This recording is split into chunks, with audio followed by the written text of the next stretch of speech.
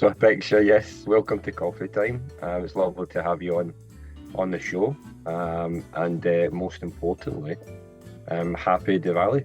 How's the the celebrations been so far? Well, first of all, thank you so much, Paul and Mel, for having me on Coffee Time. It's my absolute pleasure, and I'm really excited to be here.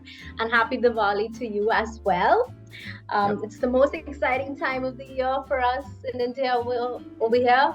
And the festivities are just starting. Most of us have been busy in the past few weeks prepping for the big day, and that's coming to a culmination now, and we're diving right into the festivities. In fact, if you see what I'm wearing today, that is a Diwali outfit, because earlier this morning we had a bit of a celebration in office as well. So yeah, it's all really lively and vibrant. We've got lights, we've got parties, and all the prep leading into the big day. What did you guys do in the office in a picture to start the celebrations? Well, today we had a big Diwali puja on all the 3 sites in India, which is a traditional prayer ceremony. And we had a big lunch as well.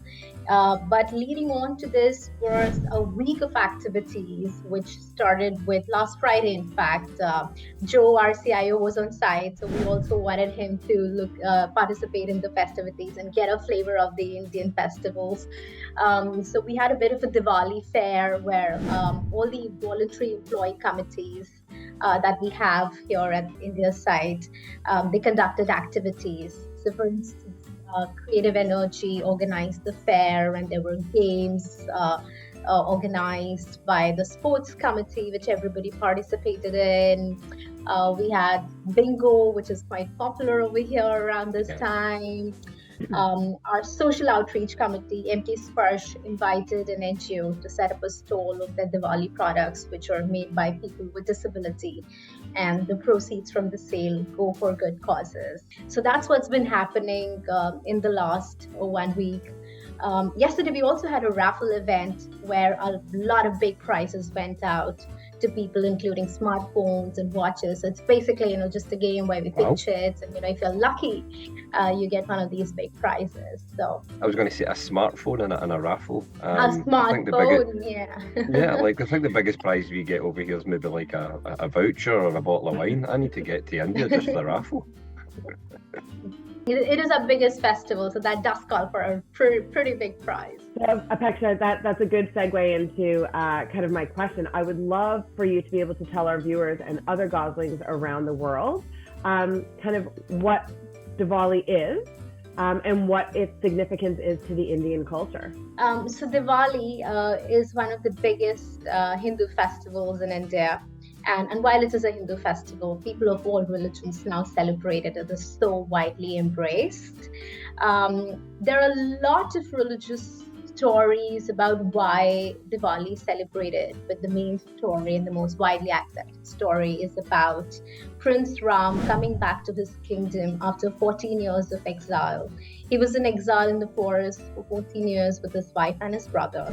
And all this time when he was away, people in his kingdom did not light lamps.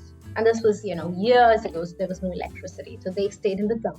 So on the day he came back, they all lit lamps and celebrated in joy. And he had fought a battle during exile, which symbolized victory of good over evil.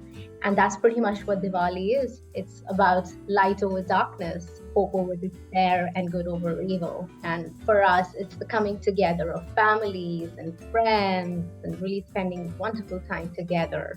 That's so good. And that's an interesting backstory as well. I probably couldn't imagine spending 14 years in a desert with my wife and brother, to be fair, but that would be an interesting experience. But Apeksha, given the background you're just given to the Diwali festival, what are some of the key traditions and rituals associated with Diwali, and how do they vary in different regions across India? So there's so many really, and as you know that India is a really diverse country in itself.